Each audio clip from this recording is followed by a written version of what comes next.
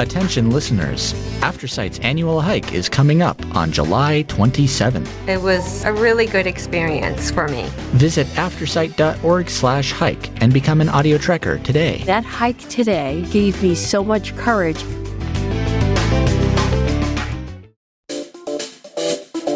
Hey, you're listening to Blindsight. Let's go. Mental health isn't something to take lightly. It's time to fight. It's time to thrive. Let's do this. Hello there. This is your host, Bill Lundgren, host of Blindsight. And today we're going to talk about men's mental health, particularly around anger.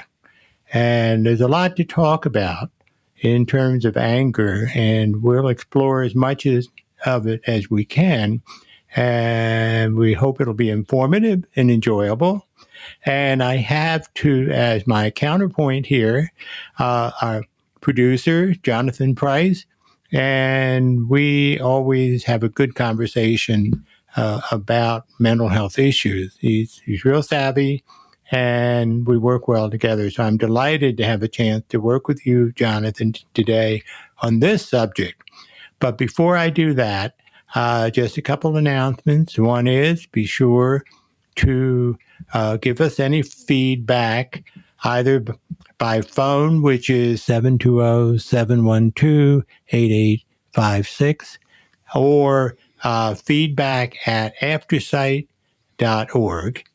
And I also want to put a plug in for our hike, our blind hike, which will be Saturday, July 27th, from like 8 o'clock in the morning till 3 in the afternoon. It'll be a lot of fun. We're really looking forward to people signing up and being part of, the teams. There will be setting up teams by the particular podcast. So there'll be a Blindsight team, and we'll just have a lot of fun. So go online, aftersight.org, and I think there's a sign-up sheet there. It'll tell you exactly where to go, when to be there, and I look forward to seeing everyone there. So anyway, Jonathan, you're there. I'm here, ready to rock and roll. Great. Sorry to hear you got some sunburn, but... the problem is that one, I'm bald. Two, I'm of Northern European descent, and then three, I was outside for 2 to 3 hours yesterday working on my sprinkler system in my yard. So I didn't put on a hat. I did have sunscreen, but still, this cherry red skin just gets even brighter. I look like Rudolph's nose. So just lighten up the night sky.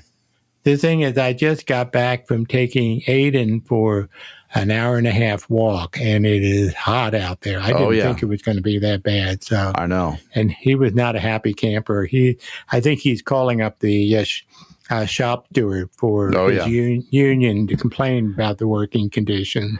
Well, it's funny, when I let my dog out, Logan, in the morning or in the afternoon, and it's that hot, he just stares at me. He's like, "You've got to be from another planet. If you think I'm going to go outside right now, one, I'm a black dog. Two, I'm giant and I have way too much energy. I ain't doing this." Yeah. Well, I was getting that on the walk too. So he said, "Okay." So now he's avoiding me. That's right. Yeah. That's right. Which has to do with anger. He's a little PO'd at me, and your dog was PO'd at you. That's right. And we have to talk about our own, if we, in fact, deal properly with our anger. Mm-hmm. And I want to say a couple things about anger, some misinformation that people have. There is nothing wrong with anger. Correct. It is neither bad nor good. It's just an emotion. Mm-hmm. And we have to deal with our emotions. And in fact, anger, when we talk about fight or flight, that got the caveman to create the civilization we have now, the fight was anger, mm-hmm. dealing with the situation, a dangerous situation. So we still have that in us. Yeah. To have that, and that's okay. It's a matter of how we handle it. That's right. And the thing too that we have to, when I work with particularly male clients, I try to get them to spend some time understanding their emotions, and I break it down into 4. Okay. Mad, which we'll talk about today, sad, glad, and scared. Mm-hmm. And the mad and the scared are the ones that men don't like to talk about. Yeah. And women, if women express anger in the way that we allow men to, they get called all kinds of names. Right. And they get punished. Yep. But for a man to act out their anger, it's less disturbing to people, but it still should be. And part of the reason we'll be talking about is that we have to acknowledge our anger, just as we have to acknowledge the sadness and the scared feelings, and then do things that are more productive to deal with those feelings. Yeah. So that's the framework. Right. So what are your thoughts, Jonathan? I have a few for sure, because this has been an area of my life that I've been doing a lot of study and research and processing my own different types of anger. And I want people to understand from the very onset that anger is a secondary emotion. And if you don't know what a primary or a secondary emotion is, anger is a sub emotion of something that we are feeling that causes us to feel angry. So for instance, if I am in a stressful job situation and I'm going through a daily task and I get this feeling of I'm not good enough or I'm not doing this project well enough, we become insecure. And that insecure feeling can lead to anger. That's just one of the things that can lead to anger. So I want to set that framework before I move into the rest of this. Okay. For me, there's really a few different levels of anger. We have what's called explosive anger, which we've all seen too many times, that, you know, somebody cuts us off and we flip them the bird and we're just cursing and yelling. And all of a sudden it's just, we were totally doing fine. And then all of a sudden we're angry and we're throwing punches and haymakers and it's just explosive, right? Those types of people are very volatile to be around. That's a unhealthy way to process anger sometimes, at least when it's that knee-jerk reaction. Then you have the people who are kind of processors, who just will get angry in the moment, but they may be quiet. They may take a little longer to get to that boiling point, and then eventually they will boil over, and it'll be the quote-unquote straw that broke the camel's back situation, where you have an instance where a kid spills their milk on the coffee table and you blow up, and it's not really for that reason, but it's because you've had a stressful day at work, or your relationship is struggling, or your finances are in disarray. It's one of those boiling over things, and it gets processed, maybe not in the most healthy way, and we'll talk about how to deal with that later. But then the third one is the one that just completely denies anger altogether. And you have this boiling sense of anger that never gets processed, and you become an ostrich. You bury your head in the sand and you just refuse to acknowledge anger in any way, shape, or form, which, as most of us know, is a really unhealthy way to deal with it. It can actually cause a lot of physical harm, heart attacks, diabetes, like really bad disorders, strokes, different cancers, things like that. And so holding on to that anger is not the best way to do it. So those are really the things that I have to say initially. Your response, rebuttal? Well, I want to put in one thing in there, and that is that anger isn't just the explosive kind of thing, or even shutting it down. Another way that we express anger is sarcasm, what we call sideway anger.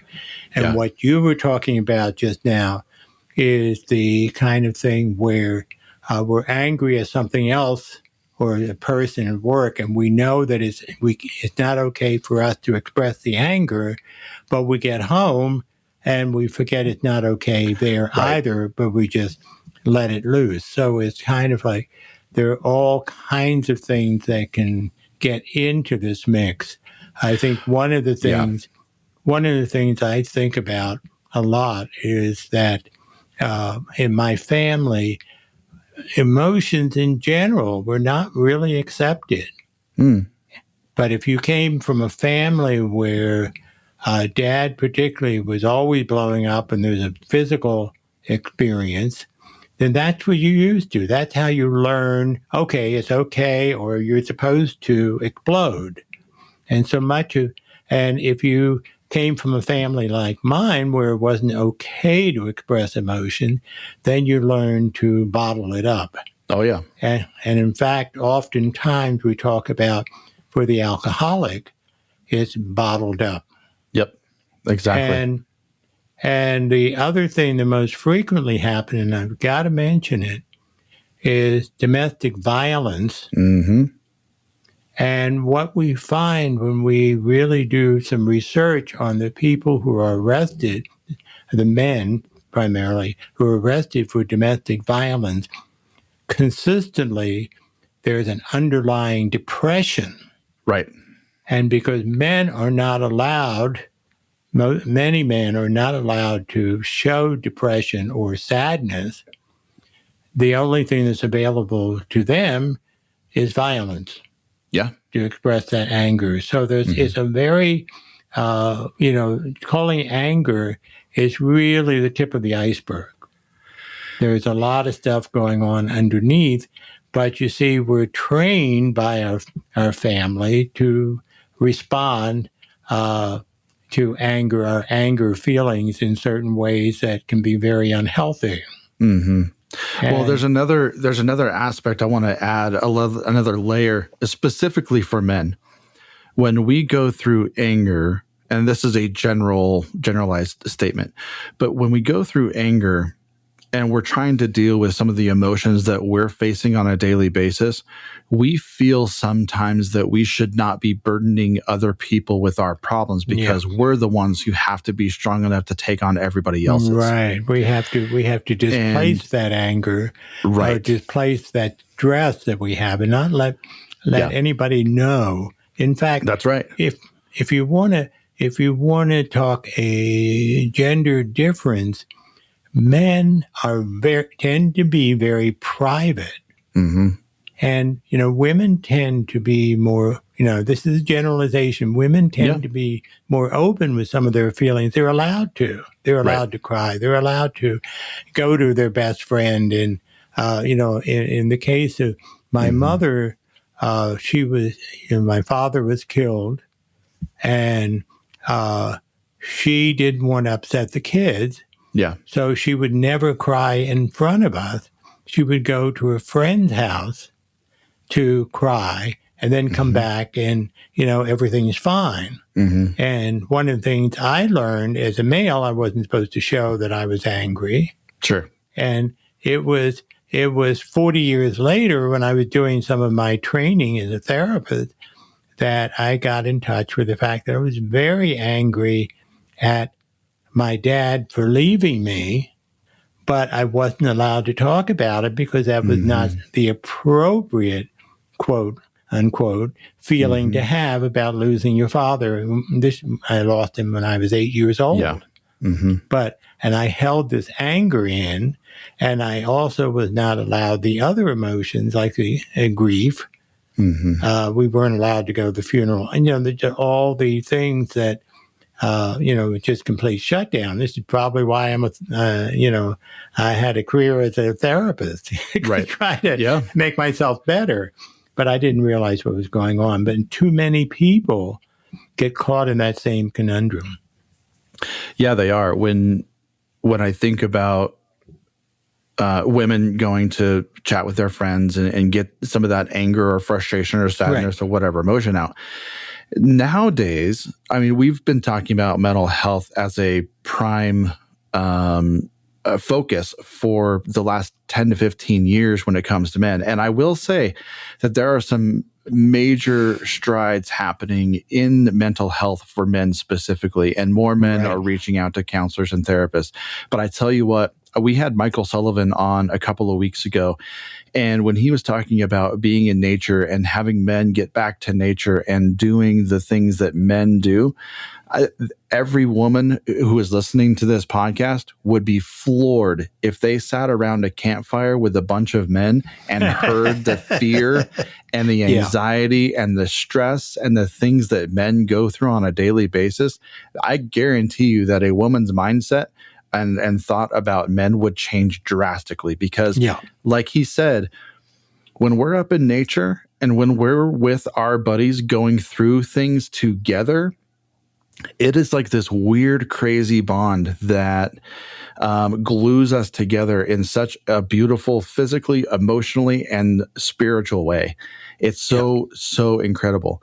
But I want to shift gears real quick, because this is only a half-hour show, and we have two things that we need to talk about. One, Bill, what are some of the unhealthy ways that men deal with anger? You already mentioned the alcoholism and abuse. What are some other ways? The other way is a lot of times they may get into road rage. They act out physically, and not necessarily hurt somebody, but scare the hell out of some people. Yes, yeah. Violent language or slamming their fist on, and it's a wonder sometimes that people don't break their hands when they're acting out, but in some way, in an unhealthy way, or shutting it down totally. Yep. And denying that it's there. Intellectualizing. Yes. Which is a way to cover up and not acknowledge that they're angry. And so they shut down. Or sarcasm, which is sideway anger. Yep. Or it can be kicking the dog. Or in some ways moving the anger to someone that won't talk back to them or think badly of them. The dog does. But, they choose something or pick on someone smaller than them or maybe weaker.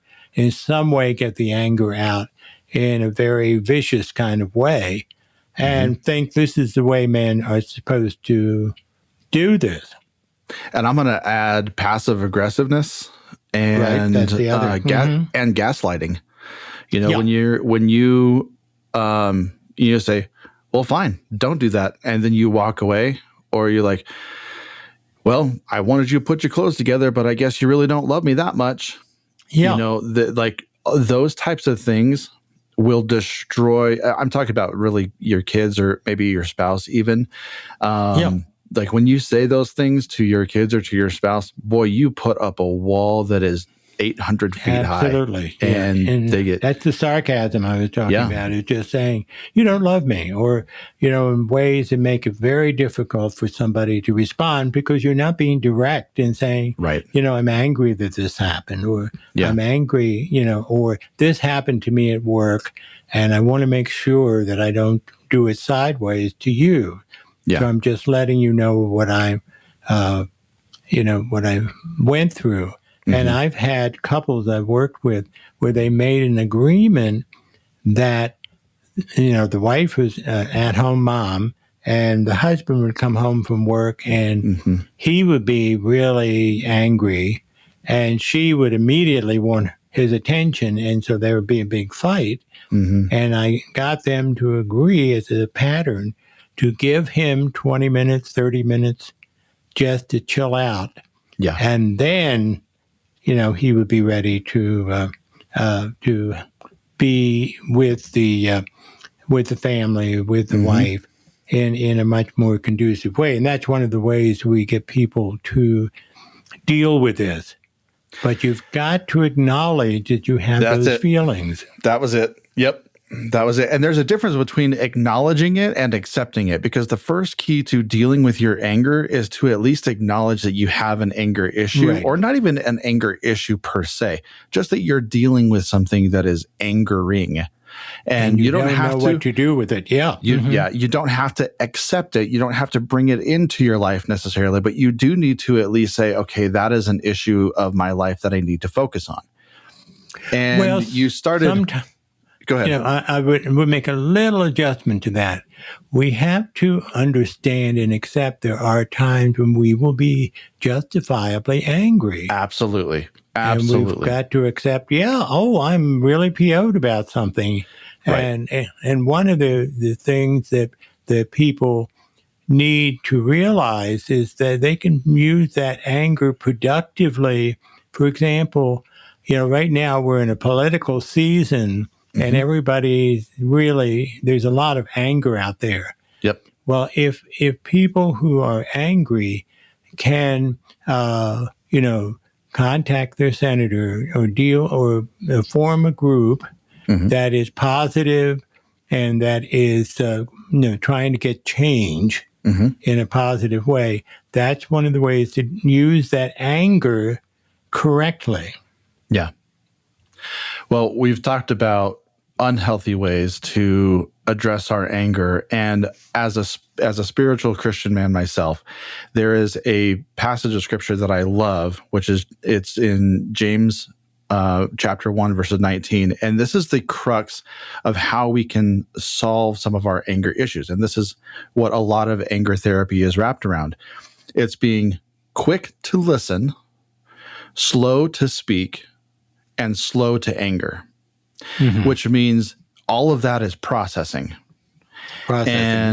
So when we look at healthy ways to process anger or healthy ways to deal with anger, where do you start? Well, I think we have to determine what works for us. For example, there may be situations, and I've done this again with couples work, when the couple isn't getting anywhere. Yeah. I say, okay, we're going to put a pause, and you may want to walk around the block. You may want to do some work, do the dishes, or do some physical activity which helps you to release the anger. Yes. There also has to be, one of the things when we're talking about emotions that we forget that emotions and intellect have to work together. No. Believe it or not. Sorry, that was a sarcasm. Sideways. He's being sideways angry with me. Now, what is bugging you? Yeah. No, I love that statement. Keep going. The issue is that we also have to pause and say, what is it that's bugging me, to use the clinical term? What's bugging me? Why? What is my anger all about? And if we take some time to sort of analyze it and say, it's been, I was at work and this happened, and then you begin to see what's behind the anger that you're feeling. Yeah. Sometimes it's even more. I've done letter writing. In fact, I had a colleague I worked with, and we used to do groups together. And sometimes I would be so angry with him because his anger was much more upfront than mine. Yeah. And I sat down and wrote a letter to him and put every word I would like to say to him in the letter. I poured it out. And at the end of the letter, the anger was gone. Yeah. And I destroyed the letter, which is the purpose of, I knew I wasn't going to send it to him, but I had to get it out. And that's another way. Well, I'm glad you wrote the letter, because if you accidentally email that type of letter to somebody, you're going to be that's where we get into trouble. World of hurt. Yeah. Yep, absolutely. It's got to be written. It's got to be destroyable. And I've too often. I've heard of people who will write letters to deceased relatives or to a dad who has never been there for them. They don't even know where they are, where they live, or even if they're alive. But it's interesting that a lot of times when they write those letters of anger quickly turn into letters of forgiveness. And it's an interesting, there's a bitterness and this underlying root that gets pulled out when you address the anger. I was angry that you left me and mom, or I was angry that X, Y, and Z. And a lot of times those letters, whether they're mailed or not, are so therapeutic and intentional. Yeah, absolutely. And there's something that happens when you take the pen to paper and it connects your hand to your brain, because you have to be so conscious about every letter that you're writing. So I love letters, big proponent of letters. Well, I've even sent several clients to their parents' grave, and they told their parents their feeling, and it allowed them to acknowledge their anger, because you're not supposed to be angry at your parents, remember? Right. And you also... No child has ever been angry at their parents. Never. But you see, that's the thing. Children may not be allowed to be angry. And then you see, when a parent can sit down with a child and say, okay, what are you angry at me, or what is your anger all about?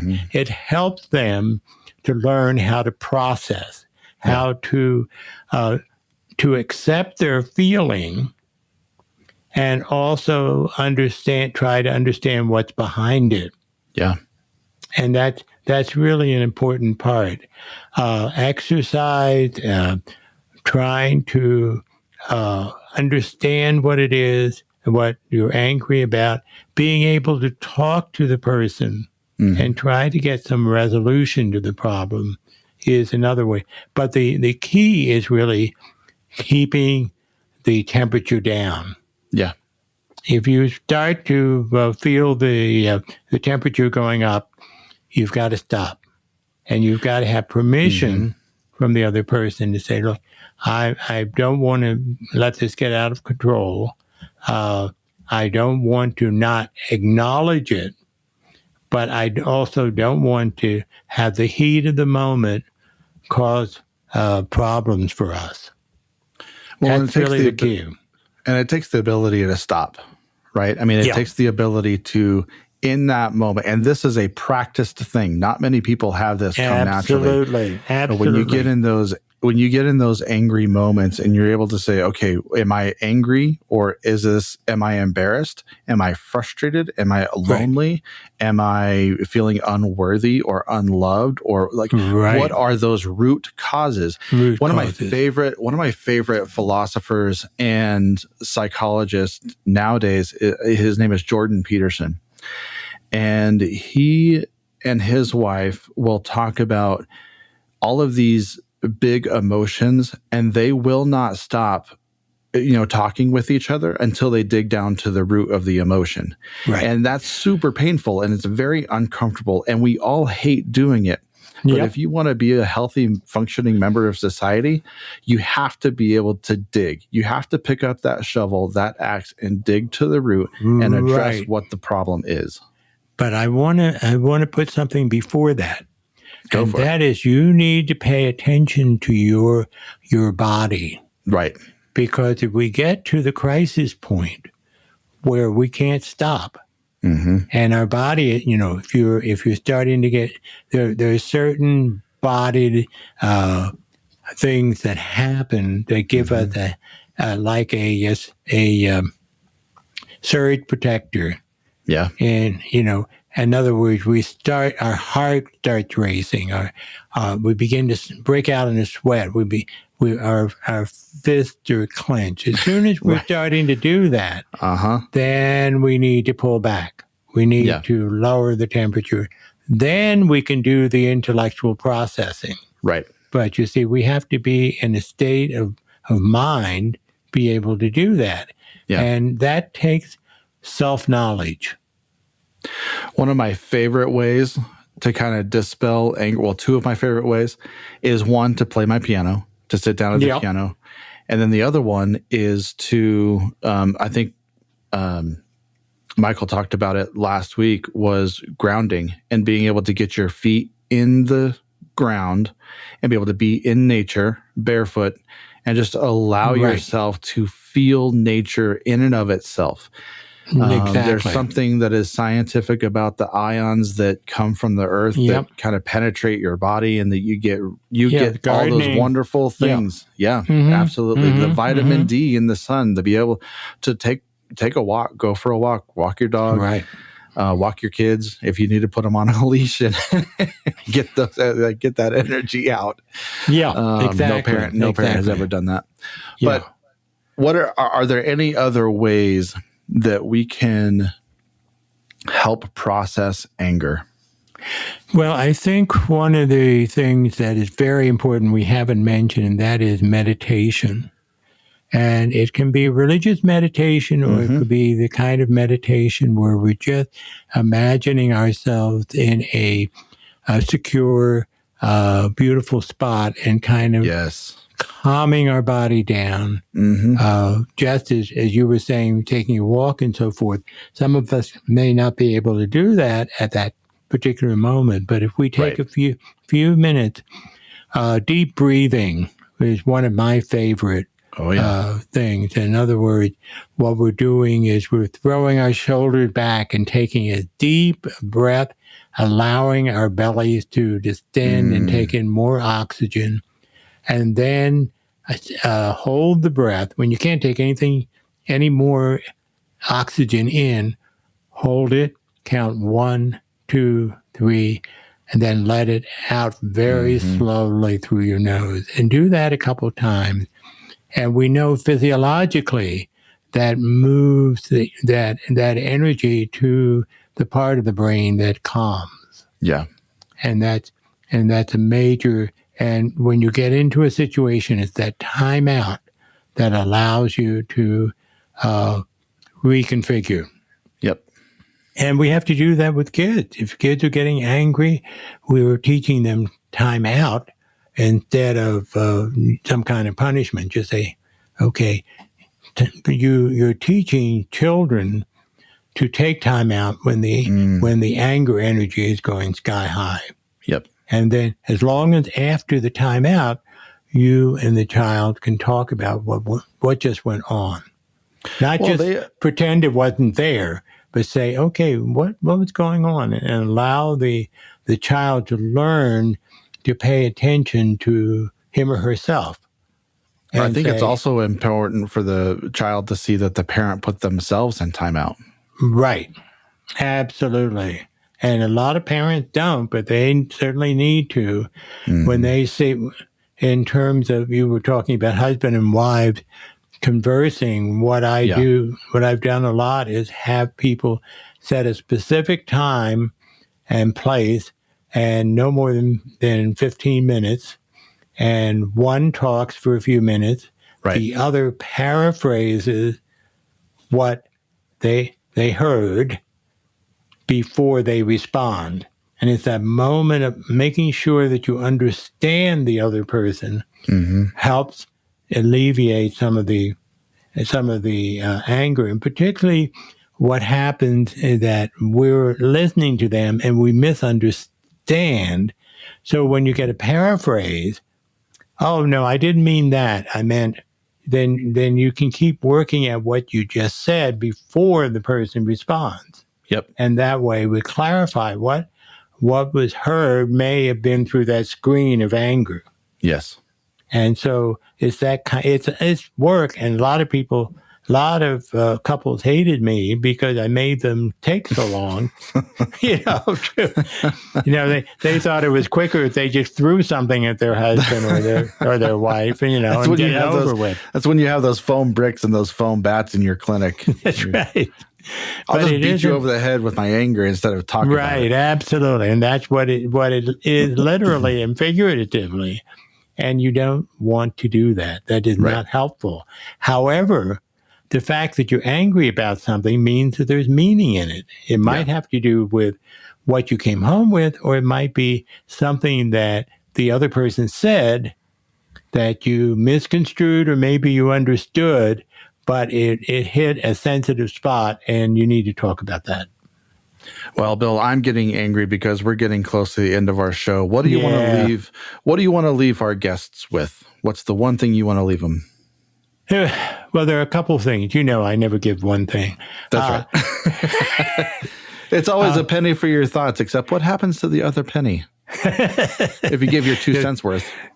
The issue, I think, is for us to understand that anger is a useful emotion.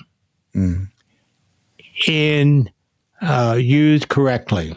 That is not sarcasm or beating someone down, but understanding there is something going on here that is provoking anger in me, and understanding it, and to have the other person also understand me, and I understand the other person. But it takes time, and we have to be willing to step aside and give it some time, and then come back to it.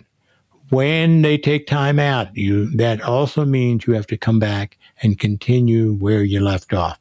Yeah. So the work gets done. Yep. Yeah, I think for me, I'll go similar to that. Anger can be a really good emotion when used in terms of fight or flight. For men, if we have that anger and we're able to process it quickly, we can get ourselves out of a lot of dangerous situations. That's why we have police officers and firefighters and military, because men are just wired to where if we're angry, a lot of times if we're in a good situation, we can process that and deal with it, and we can make very fast and quick decisions. With that fight or flight. So it's a matter of harnessing that anger and using it for good, not evil. And I think we're well on our way to helping men address anger in all of its glory. One of the advantages we have now that we didn't have a few years ago, there's a lot of written material and people doing anger management training. Corporations are now including that. And that's the kind of thing that's going to be helpful to us in general. And I encourage people to get involved in anger management training. Okay. Thanks a lot, Jonathan, for being here. An interesting discussion. I'm sure we'll come back to it at other times, but we hope this has been helpful for people. Yeah. And we look forward to hearing any feedback or any suggestions for topics that we need to cover. Remember, it's the feedback line is 720-712-8856, and also feedback at aftersight.org. It's Bill Lundgren and Jonathan Price signing off till next time.